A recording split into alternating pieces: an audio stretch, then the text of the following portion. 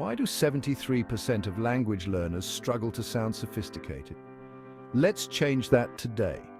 Enhancing your lexical resources, that's just a fancy way of saying your vocabulary is easier than you think. When you use high-level terms like meticulous instead of very careful, you instantly sound more intelligent. But what if you can't think of those terms on the spot? No worries, just use a simpler word with a powerful adverb. Instead of smart, say unbelievably smart. Notice the difference? Also, sprinkle in idiomatic expressions. They're like the secret sauce of language. For example, instead of saying I don't like it, say it's not my cup of tea. Or if something is easy, call it a piece of cake.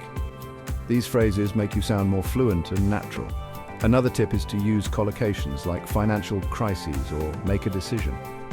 You'll not only sound smarter, but also feel more confident. Remember, building a rich vocabulary is a piece of cake. That's all for today.